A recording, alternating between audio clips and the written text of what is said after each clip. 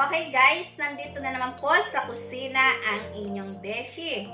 My name is Mylene Ana. Gusto kong i-share sa inyo kung paano ko magluto ng isang putahe. Ito po ay chicken curry. Yung chicken curry po na masasabi ko po na talagang maiinlove po tayo. Nakaka-inlove po talagang kumain ng chicken curry. Lalo na ito'y ma-creamy. Talagang magugustuhan po natin ito. Bago po natin makalimutan, please subscribe Mylene Ana Vlog. At syempre huwag mo rin naman pong kalimutan na pakipindot ang bell notification upang palagi kang update sa susunod ko pang mga video. Okay, bago po makalimutan, siya nga po pala, maraming pong salamat sa lahat po ng aking subscriber. Lalong-lalo na po yung mga nasa New Zealand. Thank you po kay Ate Colleen at kay Kuya Joben Martinez from Auckland, New Zealand. Siyempre, ganun din po sa aking asawa kay Mr. Plaridel Ana. Hello sa kanya pong mga ka-work sa White Aluminum sa New Zealand. Kumusta po kayo? Mabuhay po tayong lahat. Okay, samahan niyo po ako.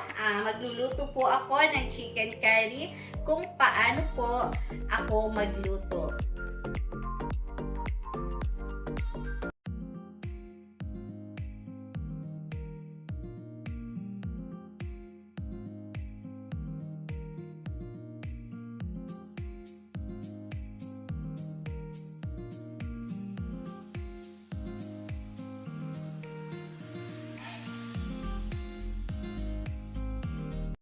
Okay guys, umpisahan na po natin ang pagluluto ng chicken curry. Ayan, lagyan na po natin ng cooking oil. Ayan, mainit naman na po. Iprito po muna natin yung carrots. Ayan, iprito po natin yung carrots guys.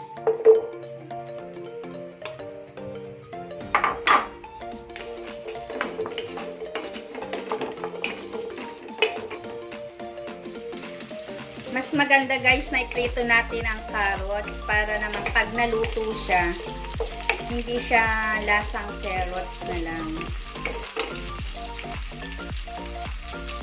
Ayan guys, okay na yung carrots niya. Hindi naman kailangan pritong-prito.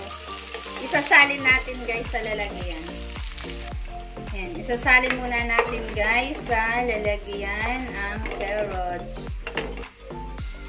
Isusunod naman natin guys ang patatas. Ganon din. Medyo ipiprito lang natin ng kaunti guys. Para hindi naman siya masyadong malabsak pag pag iluluto na natin yung chicken curry.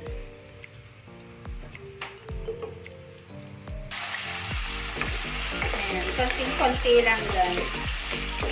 Then, isasaling din natin siya sa lalagyan. Ayan, isasalin na rin natin siya. Ayan, isasalin natin guys para hindi naman kailangan na lutong-luto ang patatas. Ayan, igigisa na natin guys ang luya. Ayan, unahin natin guys ang luya dahil medyo mas matagal siyang maluto kaysa sa sibuyas at bawang.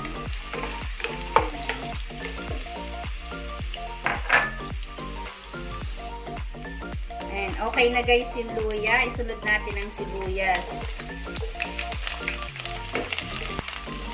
Kasi ang sibuyas guys, mas madali kasing masunog ang bawang. Kaya mas gusto kong inuuna ang sibuyas kaysa sa bawang. Pero nasa inyo naman kung alin ang gusto niyo na mauna. Ayan. Sunod na natin ang bawang. Ayan, ang bawang.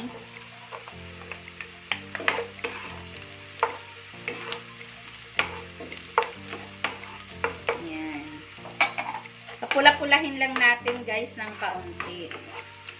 Mas maganda kasi na lutong-luto yung kanyang mga rekado.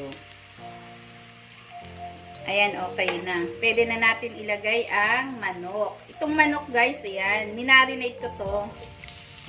Ayan, mas maganda rin kasi minamarinate yan. Ayan, sasangkot sa lang natin. Ayan, sa sarili niyang katas. Kailangan lumabas yung sarili niyang katas. Ayan.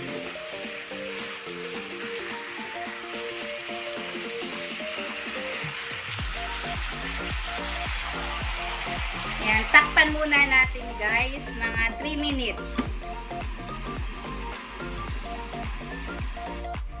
Ayan. Kumukulo na siya. Ayan guys, tanggalin na natin ang takip. Ayan.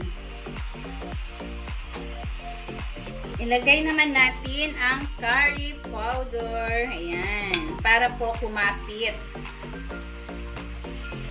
yung curry powder sa chicken.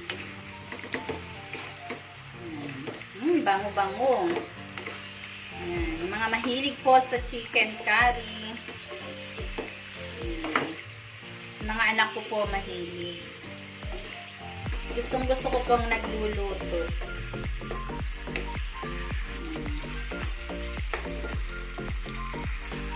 Ayan. Ilalagay ko naman na po itong laurel. Ayan. Pampabango po ang laurel.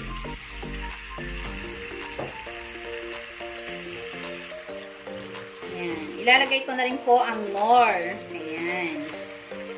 Ang Knorr. Knorr chicken po yung the best na ilalagay po natin. Dahil manok naman po itong ating chicken curry. Lagay na po natin ang paminta. Ayan. Para po kumapit na po talaga yung lasa sa manok. Then, tatakpan po natin uli. Pag na-mix na po natin. Medyo lakasan po natin ng konti.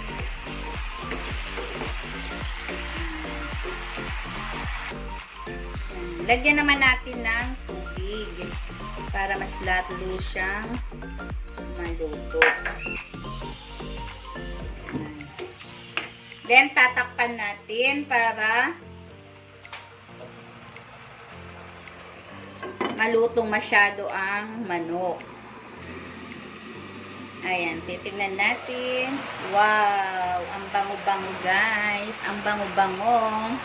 Okay, lagyan na natin ng ito, ang suka. Ayan. Lagyan natin ng konting-konti lang. Ayan. Ito naman ang patis. Hindi natin kailangan guys na masyadong maalat. Kasi mas maganda pa rin na healthy ang ating kinakain. Ayan. Ilalagay na po natin ang ating carrots na pinirito kanina. Ayan. Luto na kasi guys yung manok. Ayan. Ang bango-bango. Then, ang patatas na pinirito kanina, ilalagay na rin po natin. Ayan. Konting-konti na lang po. Ito pong chicken curry ko po ay masasabi ko po na talagang masarap. Ayan. Sarili kong luto ito guys. Sariling version. Kumbaga, alam ko naman na tayo po ay may kanya-kanyang technique sa pagluluto. Ayan. Ang coconut milk. Ayan. Fresh coconut milk. Ilalagay ko na rin po, guys. Ayan. Guys, tandaan ninyo, ha?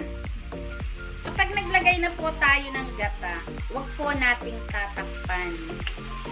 Kasi po, pag tinakpan po natin, ay hindi na po siya magiging malapot. Ayan. Hayaan na po natin na nakabukas po ang ating niluluto kapag po may gata. Kasi once po na tinakpan natin, ito po ay hindi na lalapot. Parang ano siya, parang hindi na masarap. Ayan. Luto na ang ating chicken curry. Pero meron pang kulang yan, guys. Ayan. Ang kulang yan ay ayan, ang aking sikreto sa chicken curry. Ayan ang evap. Ayan, gatas na evaporada. Ayan, sarap. Napakasarap po ng aking chicken curry. Subukan nyo rin pong iluto. At try nyo din po siya. At paki-share na rin po. Ayan. Meron din pa po, ayan, ang bell pepper. Hinuhuli ko lang po talaga ito. Kasi masarap po pag malutong ang bell pepper. Ayan. Napakasarap po talaga. Sayang nga lang. Nang ako po ay natutong magluto, wala ang aking asawa. Nasa ibang bansa. Kaya, nagpupursige ako magluto na matuto para pag umuwi siya ay palaging masarap po ang kanyang kakainin. Ayan. Ito pa po may sili. Yung siling green. Yung pangsigang. Nasa inyo naman po kung ayaw nyo ng may sili. Ayan. Okay na po. Luto na po to guys. Sana po ay magustuhan nyo po ang aking recipe chicken curry.